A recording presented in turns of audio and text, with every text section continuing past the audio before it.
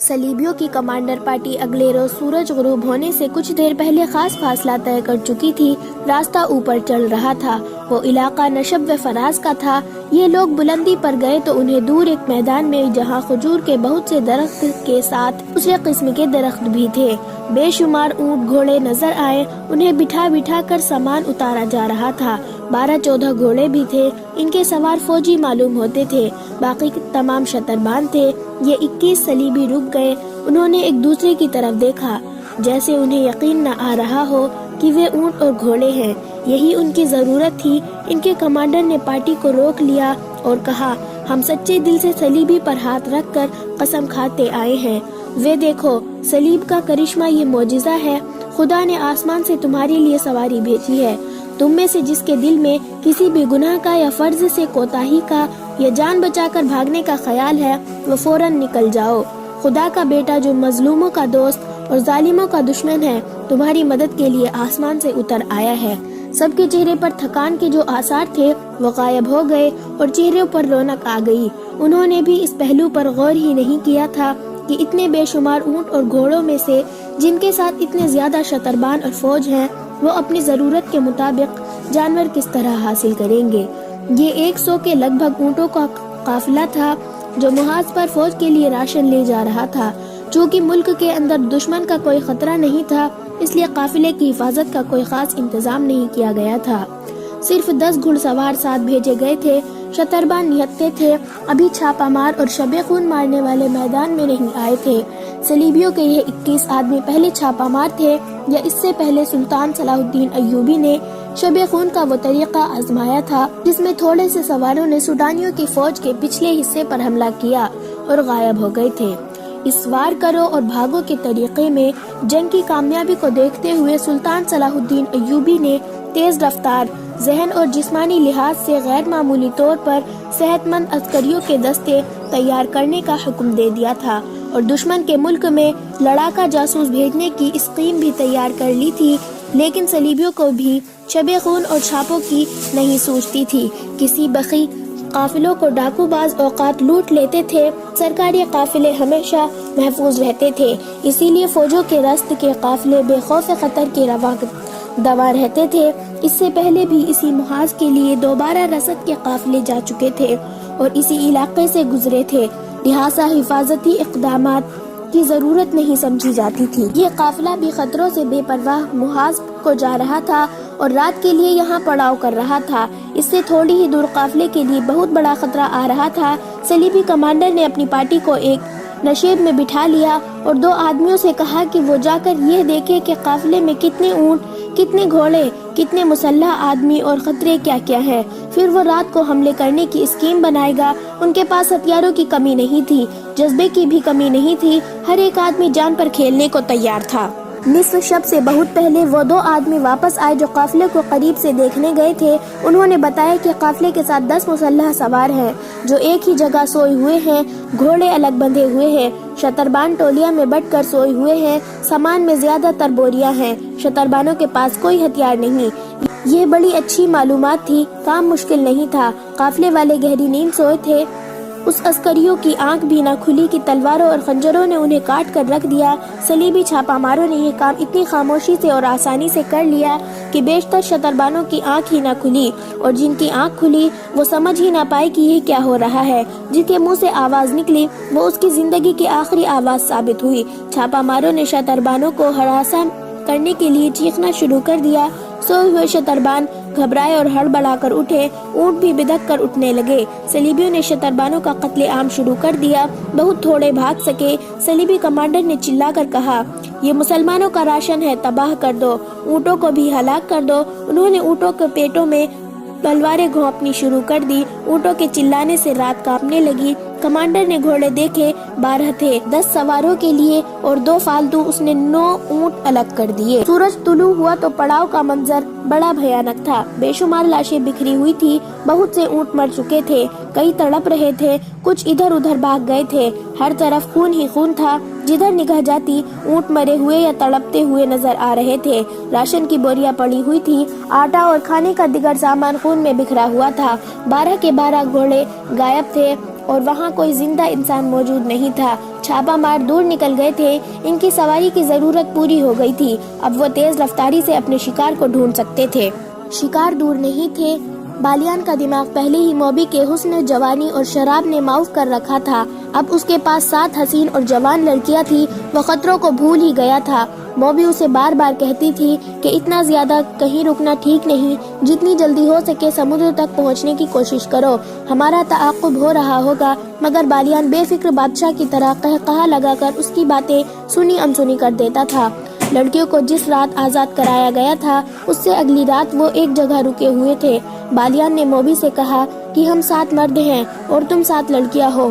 میرے ان 6 دوستوں نے میرا ساتھ بڑی دیانتداری سے دیا ہے، ان کی موجودگی میں تمہارے ساتھ رنگ رلیاں مناتا رہا، پھر بھی وہ نہیں بولے۔ اب میں انہیں انعام دینا چاہتا ہوں، تم ایک ایک لڑکی میرے ایک ایک دوست کے حوالے کر دو اور انہیں کہو کہ یہ تمہاری وفاداری کا تحفہ ہے۔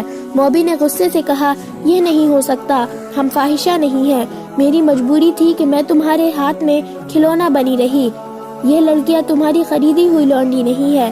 بالیان نے شاہانہ جلال سے کہا، میں نے تمہیں کسی وقت بھی شریف لڑکی نہیں سمجھا، تم سب ہمارے لیے اپنے حسنوں کا تحفہ لائی ہو، یہ لڑکیاں معلوم نہیں کتنے مردوں کے ساتھ کھیل چکی ہیں، ان میں ایک بھی میری نہیں ہے۔ موبی نے کہا، ہم اپنا فرض پورا کرنے کے لیے جسموں کا تحفہ دیتی ہیں، ہم عیاشی کے لیے مردوں کے پاس نہیں جاتی، ہمیں ہماری قوم اور ہمارے مذہب نے ایک فرض سونپا ہے، اس فرض کی ادائیگی کے لیے ہم اپنا جسم، اپنا حسن اور اپنی عزت کو ہتھیار کے طور پر استعمال کرتی ہیں۔ ہمارا فرض پورا ہو چکا ہے، اب تم جو کچھ کہہ رہے ہو یہ عیاشی ہے جو ہمیں منظور نہیں۔ جس روز ہم عیاشی میں الجھیں گے اس روز سے صلیبی کا زوال شروع ہو جائے گا، صلیب ٹوٹ جائے گی، ہم اپنی عصمت کے شیشے کو توڑ دیتی ہیں تاکہ صلیب نہ ٹوٹے۔ ہمیں ٹریننگ دی گئی ہے کہ ایک مسلمان سربراہ کو تباہ کرنے کے لیے 10 مسلمانوں کے ساتھ راتیں بسر کرنا جائز ہے اور کار ثواب ہے۔ مسلمانوں کے ایک مذہبی پیشوا کو اپنے جسم سے ناپاک کرنے کو ہم ایک عظیم کار خیر سمجھتے ہیں، تو اس کا مطلب یہ ہوا کہ تم صلیب کی بقا کے لیے مجھے استعمال کر رہی ہو۔ بالیان کے احساسات آہستہ آہستہ جاگنے لگے، کیا تم مجھے صلیب کا محافظ بنانا چاہتی ہو؟ موبی نے کہا، کیا تم ابھی تک شک میں ہو؟ تم نے صلیب کے ساتھ کیوں دوستی کی ہے؟ بالیان نے کہا، سلطان صلاح الدین ایوبی کی حکمرانی سے آزاد ہونے کے لیے، صلیبی کی حفاظت کے لیے نہیں۔ میں مسلمان ہوں لیکن اس سے پہلے میں سوڈانی ہوں۔ موبی نے کہا، میں سب سے پہلے صلیبی ہوں، عیسائی ہوں اور اس کے بعد اس ملک کی بیٹی ہوں جہاں میں پیدا ہوئی تھی۔ موبی نے اس کا ہاتھ اپنے ہاتھ میں لے کر کہا، اسلام کوئی مذہب نہیں، اسی لیے تم اپنے ملک کو اس پر ترجیح دے رہے ہو، یہ تمہاری نہیں، تمہارے مذہب کی کمزوری ہے۔ تم میرے ساتھ سمندر پار چلو تو میں تمہیں اپنا مذہب دکھاؤں گی، تم اپنے مذہب کو بھول جاؤ گے۔ بالیان اچانک بیدار ہو گیا، اس نے کہا، میں اس مذہب پر لعنت بھیج دوں گا جو اپنی بیٹیوں کو غیروں کے ساتھ راتیں بسر کرنے اور شراب پینے پلانے کو ثواب کا کام سمجھتے ہیں۔ تم نے اپنی عصمت مجھ سے نہیں لٹائی بلکہ میری عصمت لوٹی ہے، میں نے تمہیں نہیں بلکہ تم نے مجھے کھلونا بنائے رکھا ہے۔ لڑکی نے کہا، ایک مسلمان کا ایمان خریدنے کے لیے عصمت کوئی زیادہ قیمتی نہیں، میں نے تمہاری عصمت نہیں لوٹی، تمہارا ایمان خریدا ہے، مگر تمہیں راستے میں بھٹکتا ہوا چھوڑ کر نہیں جاؤں گی، تمہیں ایک عظیم روشنی کی طرف لے جا رہی ہوں جہاں تمہیں اپنا مستقبل اور اپنی عاقبت ہیرو کی طرح چمکتی نظر آئے گی۔ بالیان نے کہا، میں اس روشنی میں نہیں جاؤں گا۔ موبی نے کہا، دیکھو بالیان، مرد جنگجو مرد وعدے اور سودے سے فرار نہیں کرتے، تم میرا سودا قبول کر چکے ہو، میں نے تمہارا ایمان خرید کر شراب میں ڈبو دیا ہے اور تمہیں منہ مانگی قیمت دی ہے، اتنے دنوں سے تمہاری لونڈی اور بے نکاحی بیوی بنی ہوئی ہوں، اس سودے سے فرو نہیں، ایک کمزور لڑکی کو دھوکہ نہ دو۔ بالیان نے کہا، تم نے مجھے وہ عظیم روشنی یہیں دکھا دی ہے جو تم مجھے سمندر پار لے جا کر دکھانا چاہتی ہو، مجھے اپنے مستقبل اور اپنی عاقبت ہیرو کی طرح چمکتی نظر آنے لگی ہے۔ موبی نے کچھ کہنے کی کوشش کی تو بالیان گرج کر بولا، خاموش رہو لڑکی، سلطان صلاح الدین ایوبی میرا دشمن ہو سکتا ہے لیکن میں اس رسول کا دشمن نہیں ہو سکتا جس کا سلطان صلاح الدین ایوبی بھی نام لیوا ہے۔ میں اس رسول کے نام پر مصر اور سوڈان قربان کر سکتا ہوں، اس کے عظیم اور مقدس نام پر میں سلطان صلاح الدین ایوبی کے آگے ہتھیار ڈال سکتا ہوں۔ موبی نے کہا، میں تم کو کئی بار کہہ چکی ہوں کہ شراب کم پیا کرو، ایک شراب دوسری رات بھر جاگنا اور میرے جسم کے ساتھ کھیلتے رہنا، دیکھو تمہارا دماغ بالکل بیکار ہو گیا ہے کہ میں تمہاری بیوی ہوں، تم یہ بھی بھول گئے ہو کہ میں تمہاری بیوی ہوں۔ بالیان نے کہا، میں کسی فاحشہ صلیبی کا خاوند نہیں ہو سکتا۔ اس کی نظر شراب کی بوتل پر پڑی، اس نے بوتل اٹھا کر پھینک دی اور اٹھ کھڑا ہوا۔ اس نے اپنے دوستوں کو بلایا، وہ دوڑتے آئے۔ اس نے کہا، یہ لڑکیاں اور یہ لڑکی بھی تمہاری قید میں، انہیں واپس قاہرہ لے چلو۔ ایک نے حیران ہو کر کہا، قاہرہ؟ آپ قاہرہ جانا چاہتے ہیں؟ اس نے کہا، ہاں قاہرہ۔ حیران ہونے کی ضرورت نہیں، اس ریگستان میں کب تک بھٹکتے رہو گے؟ کہاں جاؤ گے؟ چلو گھوڑوں پر زینے کسو اور ہر لڑکی کو ایک ایک گھوڑے کی پیٹھ پر باندھ کر لے چلو۔ صحرا میں اونٹ کا سفر بے آواز ہوتا ہے، گھوڑے کی ٹاپوں کی ہلکی ہلکی آوازیں سنائی دیتی ہیں، لیکن اونٹ کے پاؤں خدا نے ایسے بنائے ہیں کہ ہلکی ہلکی آواز بھی پیدا نہیں ہوتی ہے۔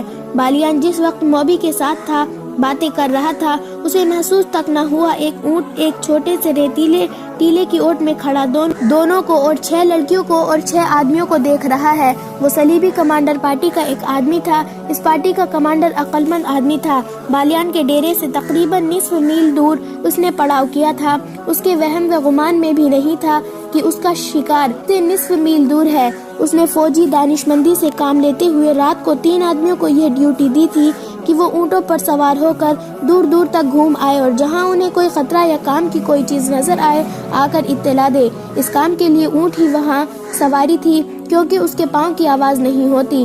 تینوں سوار مختلف سمتوں کو چلے گئے تھے۔ یہ سارا علاقہ ایسا تھا کہ پڑاؤ کے لیے نہایت اچھا تھا، اس لیے کمانڈر نے سوچا تھا کہ یہاں کسی اور نے بھی ڈیرا ڈال رکھا ہوگا۔ ایک شتر سوار کو روشنی سی نظر آئی تو وہ اس طرف چل پڑا۔ یہ ایک چھوٹی مشال تھی جو بالیان کے عارضی کیمپ میں جل رہی تھی۔ شتر سوار آگے گیا تو ایک ٹیلے کے پیچھے ہو گیا۔ یہ اتنا ہی اونچا تھا جتنا کہ اونٹ پر سوار ہو کر آگے دیکھا جا سکتا تھا۔ اونٹ اور سوار اس کے پیچھے چھپ گئے تھے۔ اسے ہلکی ہلکی روشنی میں لڑکیاں نظر آئی جو بالیان کے فوجی دستوں کے ساتھ گپ شپ لگا رہی تھی۔ ان سے کچھ دور ایک اور لڑکی اور ایک آدمی کے ساتھ باتیں کرتی نظر آئی۔ ذرا پرے بہت سے گھوڑے بندھے ہوئے تھے، ان میں وہ گھوڑے بھی تھے جو ان لوگوں نے قیدیوں کے محافظوں کو قتل کر کے حاصل کیے تھے۔ صلیبی سوار نے اونٹ کو موڑا، کچھ دور تک آہستہ آہستہ چلا اور پھر اونٹ دوڑا دیا۔ اونٹ کے ساتھ نصف میل کا فاصلہ کچھ بھی نہیں تھا۔ سوار نے اپنی پارٹی کو خوشخبری سنائی کہ شکار ہمارے قدموں میں ہے۔ کمانڈر نے ایک لمحے بھی ضائع نہ کیا، شتر سوار کے ہدف کی تفصیل پوچھی اور پارٹی کو پیدل چلا دیا۔ گھوڑوں کے قدموں کی آواز سے شکار چوکنا ہو جانے کا خطرہ تھا۔ جس وقت یہ پارٹی بالیان کے ڈیرے تک پہنچی، بالیان حکم دے چکا تھا کہ ایک ایک لڑکی کو گھوڑے کی پیٹھ پر باندھ دو۔ اس کے دوست حیرت زدہ ہو کر اس کو دیکھ رہے تھے کہ اس کا دماغ تو خراب نہیں ہو گیا۔ انہوں نے اس کے ساتھ بحث شروع کر دی اور وقت ضائع ہوتا رہا۔ بالیان نے انہیں بڑی مشکل سے قائل کیا کہ وہ جو کچھ کہہ رہا ہے ہوش ٹھکانے رکھ کر کہہ رہا ہے اور قاہرہ چلے جانے میں ہی مصلحت اور عافیت ہے۔ لڑکیاں پریشانی کے عالم میں اسے دیکھ رہی تھی۔ بالیان کے آدمیوں نے گھوڑوں پر زینے ڈالی اور لڑکیوں کو پکڑ لیا۔ اچانک ان پر آفت ٹوٹ پڑی۔ بالیان نے بلند آواز سے بار بار کہا، ہم ہتھیار ڈالنا چاہتے ہیں، لڑکیوں کو قاہرہ لے جا رہے ہیں۔ وہ حملہ کو سلطان صلاح الدین ایوبی کے فوجی سمجھ رہے تھے، لیکن ایک خنجر نے اس کے دل میں اتر کر اسے خاموش کر دیا۔ اس کے دوست اتنے زیادہ آدمیوں کے اچانک حملے کا مقابلہ نہ کر سکے، سنبھلنے سے پہلے ہی ختم ہو گئے۔ صلیبیوں کا چھاپا کامیاب تھا، لڑکیاں آزاد ہو چکی تھی۔ چھاپا مار انہیں فوراً اپنی جگہ لے گئے۔ انہوں نے کمانڈر کو پہچان لیا، وہ بھی ان کی پارٹی کا جاسوس تھا۔ انہوں نے رات وہیں بسر کرنے کا فیصلہ کیا اور پہرے کے لیے 2 سنتری کھڑے کر دیے جو ڈیرے کے ارد گرد گھومنے لگے۔ سلطان صلاح الدین ایوبی کے بھیجے ہوئے سوار اس جگہ سے ابھی دور تھے جہاں سے قیدی لڑکیاں بالیان کے آدمیوں نے رہا کرائی تھی۔ رات کو بھی چلے جا رہے تھے۔ وہ تعاقب میں وقت ضائع نہ کرنا چاہتے تھے۔ رہنما ان کے ساتھ تھا، راستے اور جگہ بھولا نہیں تھا۔ وہ انہیں اس جگہ لے گیا جہاں ان پر حملہ ہوا تھا۔ ایک مشال جلا کر دیکھا گیا، وہاں روبن اور اس کے ساتھیوں کی لاشیں اور ان کے محافظوں کی لاشیں پڑی تھی۔ یہ چیری پھاڑی اور کھائی ہوئی تھی۔ اس وقت بھی انہیں صحرائی لومڑیوں اور گیدڑ کھا رہے تھے۔ سواروں کو دیکھ کر یہ درندے بھاگ گئے۔ دن کے وقت انہیں گدھ کھاتے رہے تھے۔ محافظ اپنے کمانڈر کو اس جگہ لے گیا جہاں سے اس نے گھوڑا کھولا تھا۔ وہاں سے مشال کی روشنی میں زمین دیکھی گئی۔ گھوڑوں کے قدموں کے نشان نظر آ رہے تھے اور سمت کے نشان دہی کر رہے تھے ادھر یہ گئے تھے، مگر رات کے وقت ان نشانوں کو دیکھ دیکھ کر چلنا بہت مشکل تھا۔ وقت ضائع ہونے کا اور بھٹک جانے کا ڈر تھا۔ رات کو وہیں قیام کیا گیا۔ صلیبی پارٹی کے کیمپ میں سب جاگ رہے تھے، وہ بہت خوش تھے۔ کمانڈر نے فیصلہ کیا تھا کہ شہر کی تاریکی میں بحر روم کی طرف روانہ ہو جائیں گے۔ اس وقت میگنانا مایوس نے کہا کہ مقصد ابھی پورا نہیں ہوا، سلطان صلاح الدین ایوبی کو قتل کرنا باقی ہے۔ کمانڈر نے کہا کہ یہ اس صورت میں ممکن تھا کہ وہ لڑکیوں کے پیچھے قاہرہ چلے جاتے، اب وہ قاہرہ سے بہت دور ہیں، اس لیے قتل ہی مہم کی جاتی ہے۔ میگنانا مایوس نے کہا یہ مصری مہم ہے جسے موت کے سوا کوئی ختم نہیں کر سکتا۔ میں نے سلطان صلاح الدین ایوبی کو قتل کرنے کا حلف اٹھایا تھا، مجھے ایک ساتھی اور ایک لڑکی کی ضرورت ہے۔ کمانڈر نے کہا یہ فیصلہ مجھے کرنا ہے کہ ہمیں کیا کرنا ہے، سب پر فرض ہے کہ میرا حکم مانے۔ میگنانا مایوس نے کہا میں کسی کے حکم کا پابند نہیں، تم سب خدا کے حکم کے پابند ہو۔ کمانڈر نے اسے اونٹ دیا۔ میگنانا مایوس کے پاس تلوار تھی، وہ اٹھ کھڑا ہوا اور کمانڈر پر تلوار سونت لی۔ ان کے ساتھی درمیان میں آ گئے۔ میگنانا مایوس نے کہا میں خدا کا دھتکارا ہوا انسان ہوں، میں گناہ اور بے انصافی کے درمیان بھٹک رہا ہوں۔ دیکھو تم جانتے ہو کہ مجھے 30 سالوں کے لیے تھانے میں بند کیوں کیا گیا تھا۔ 5 سال گزرے، میری بہن جس کی عمر 16 سال کی تھی اغوا کر لی گئی تھی۔ میں غریب آدمی ہوں، میرا باپ مر چکا ہے، ماں اندھی ہے، میرے چھوٹے چھوٹے بچے ہیں۔ محنت مشقت کر کے میں ان سب کا پیٹ پالتا تھا۔ میں نے گرجے میں صلیب پر لٹکے ہوئے یسوع مسیح کے بت سے بہت دفعہ پوچھا تھا کہ میں غریب کیوں ہوں، میں نے کبھی گناہ نہیں کیا، میں ایمانداری سے اتنی محنت کرتا ہوں، مگر میرے کنبے کے پیٹ پھر بھی خالی رہتے ہیں۔ میری ماں کو خدا نے کیوں اندھا کیا ہے؟ یسوع مسیح نے مجھے کیوں جواب نہیں دیا؟ اور جب کنواری بہن اغوا ہوئی تو میں نے گرجے میں جا کر کنواری مریم کی تصویر سے پوچھا تھا کہ میری کنواری بہن کے اوپر تجھے ترس کیوں نہیں آیا؟ وہ معصوم تھی، اس پر خدا نے یہ ظلم کیا کہ اسے خوبصورتی دے دی تھی۔ مجھے یسوع مسیح نے بھی کوئی جواب نہیں دیا، مجھے کنواری مریم نے بھی کوئی جواب نہیں دیا۔ ایک روز مجھے ایک بہت ہی امیر آدمی نے نوکر بتایا کہ تمہاری بہن اس امیر آدمی کے گھر میں ہے، وہ عیاش آدمی ہے، کنواریوں کو اغوا کرتا ہے، تھوڑے دن ان کے ساتھ کھیلتا ہے اور انہیں کہیں غائب کر دیتا ہے، لیکن وہ آدمی بادشاہ کے دربار میں بیٹھتا ہے، لوگ اس کی عزت کرتے ہیں۔ بادشاہ نے اسے رتبے کی تلوار دی ہے، گنہگار ہوتے ہوئے بھی خدا اس پر خاموش ہے، دنیا کا قانون اس کے ہاتھوں میں کھلونا ہے۔ میں اس کے گھر گیا اور اپنی بہن واپس مانگی، اس نے مجھے دھکے دے کر اپنے محل سے نکال دیا۔ میں پھر گرجے میں گیا، یسوع مسیح کے بت اور کنواری مریم کی تصویر کے آگے رویا، خدا کو پکارا، مجھے کسی نے جواب نہیں دیا۔ میں گرجے میں اکیلا تھا، پادری آ گیا، اس نے مجھے ڈانٹ کر گرجے سے نکال دیا، کہنے لگا یہاں سے 2 تصویریں چوری ہو چکی ہے، نکل جاؤ ورنہ پولیس کے حوالے کر دوں گا۔ میں نے حیران ہو کر اس سے پوچھا کیا یہ خدا کا گھر نہیں ہے؟ اس نے جواب دیا تم مجھ سے پوچھے بغیر خدا کے گھر میں کیوں آئے؟ اگر گناہوں کی معافی مانگنی ہے تو میرے پاس آؤ، اپنا گناہ بیان کرو، میں خدا سے کہوں گا کہ تمہیں بخش دے۔ تو تم خدا سے بس راست کوئی بات نہیں کر سکتے، جاؤ نکلو یہاں سے۔ اور میرے دوست، مجھے خدا کے گھر سے نکال دیا گیا۔ وہ ایسی لہجے میں بول رہا تھا کہ سب پر سناٹا طاری ہو گیا، لڑکیوں کے آنسو نکل آئے، صحرا کی رات میں سکوت میں اس کی باتوں کا تاثر سب پر طلسم بن کر طاری ہو گیا۔ وہ کہہ رہا تھا میں پادری کو، یسوع مسیح کے بت کو، کنواری مریم کی تصویر کو اور اس خدا کو جو مجھے گرجے میں نظر نہیں آیا، شک کی نظر سے دیکھتا نکل آیا۔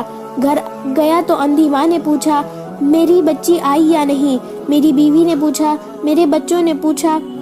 میں بھی بت اور تصویر کی طرح چپ رہا، مگر میرے اندر سے ایک طوفان اٹھا اور میں باہر نکل آیا۔